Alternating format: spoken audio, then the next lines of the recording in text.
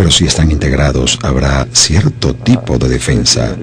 La otra forma de integración que me parece más importante es la interna. Todas las estructuras latinoamericanas han sido típicamente pequeñas élites, muy europoizadas, mayormente blancas, que controlan la riqueza del país, la tierra, y no tienen responsabilidad con el resto de la población, empobrecidas, con la peor desigualdad del mundo, y son países ricos. Y el otro proceso de integración es involucrar a las grandes mayorías en la sociedad funcional, romper el yugo de las élites. Ocurrió aquí, ocurrió en Bolivia, y naturalmente hay gran resistencia. Y por supuesto está apoyada por Estados Unidos. Y Europa también, pero Estados Unidos tiene mucho más influencia. Y este proceso dual de integración no es tolerable para las élites internas y para las potencias imperiales extranjeras, por razones obvias. Por supuesto que hay resistencia y a veces asume formas tradicionales, pero son débiles. El control militar es más débil. Ya no se puede simplemente invadir un país y derrocar el gobierno. A veces sí pueden, como hicieron Estados Unidos y Francia, que invadieron Haití en 2004, expulsaron al presidente. Y lo ha ocupado desde entonces. Y lo han ocupado. Quería hacer una pregunta más antes de terminar. Para hablar de Venezuela y esa resistencia interna a la agresión del imperio. Hablamos hace un par de años sobre dos temas específicos: la creación de una nueva forma del poder popular, la transferencia de poder del Estado a consejos comunales, que ahora se están desarrollando en especie de comunas que se van a integrar regionalmente en todo el país. Tenemos escuelas de formación en esta área de consejos comunales y poder popular, y paralelo a eso está el tema de la democratización de los medios, porque podemos construir resistencia y estrategias de integración, pero siempre existe un componente de guerra psicológica, y el aparato imperial controla casi toda la opinión pública en el mundo.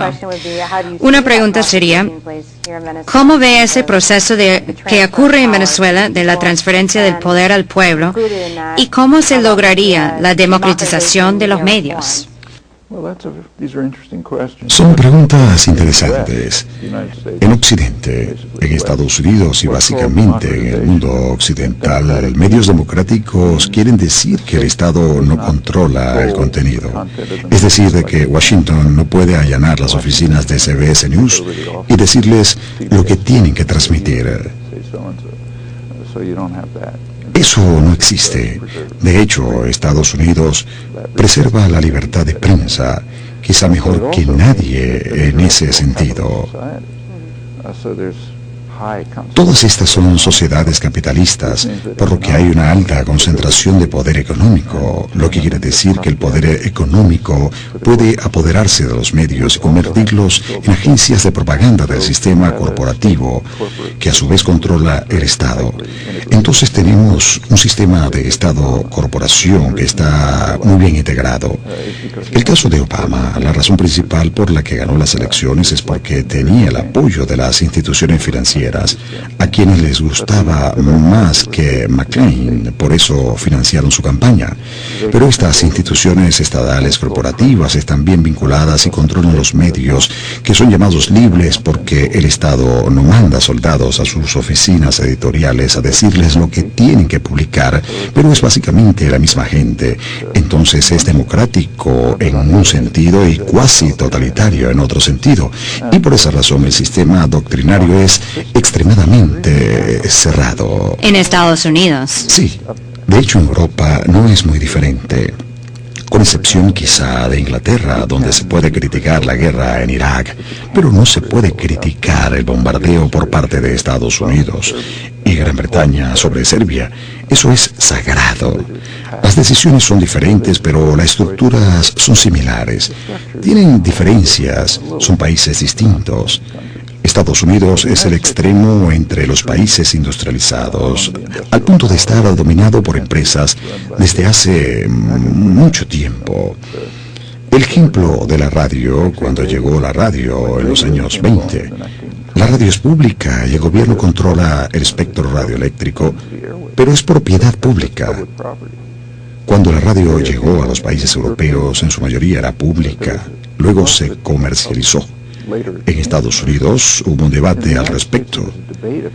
Grupos defensores de derechos civiles, organizaciones eclesiásticas, universidades, querían mantener la radio pública bajo control público, pero perdieron durante el gobierno Roosevelt, que bajo el principio de libertad de expresión dijo que debía ser comercializada. Y si uno piensa lo que significa libertad de expresión, es comprensible.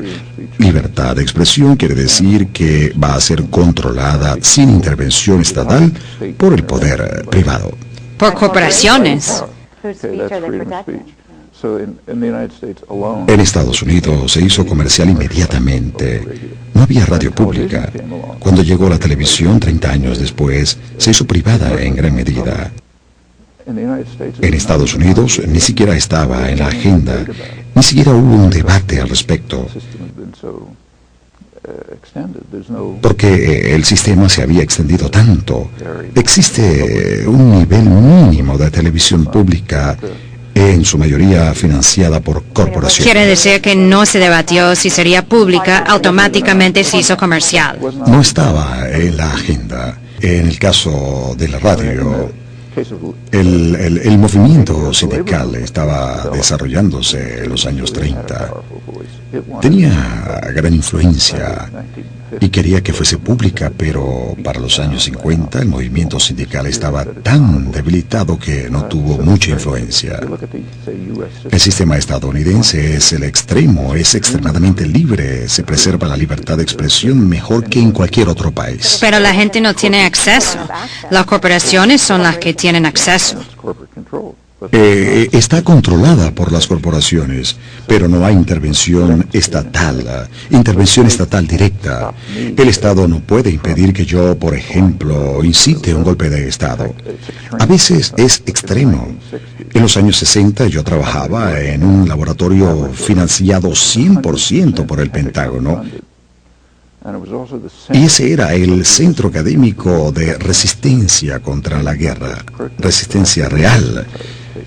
Podíamos haber ido a la cárcel y ellos no intervenían. Puedes decir lo que quieras. No en televisión. No se tenía acceso a la televisión. Recientemente unas personas en la radio incitaron el asesinato del presidente Obama y fueron detenidos por el servicio secreto. No se puede incitar al asesinato. O sea que hay ciertos límites, pero en general debemos considerar que es una sociedad extremadamente libre. A veces puedo hablar en televisión y radio y decir lo que estoy diciendo ahora y no pasaría nada. Pero por otro lado, la concentración de poder y la coordinación de poderes estatal y corporativo logran un control estatal corporativo. Y la radio fue comprada hace 30 años por grandes sistemas corporativos y ahora es tan derechista que condenan al Partido Republicano por socialista. Es extrema derecha y es un fenómeno interesante e importante y puede tener relevancia para el futuro. Llega a una gran audiencia de gente resentida, cuyas vidas están siendo destruidas. Durante el periodo neoliberal, para la mayoría, los salarios estuvieron estancados. Más horas laborables, menos beneficios y alta concentración de riqueza. Ahora hay más desigualdad que nunca antes en la historia de Estados Unidos. Esta gente se siente agraviada y es la mayoría de la población. Exigen respuestas. ¿Qué nos está pasando? ¿Por qué nuestras vidas están destruidas? Y los únicos que le están dando respuesta es la extrema derecha. Dicen, sus vidas están destruidas porque los liberales jeques ricos son dueños de las corporaciones, controlan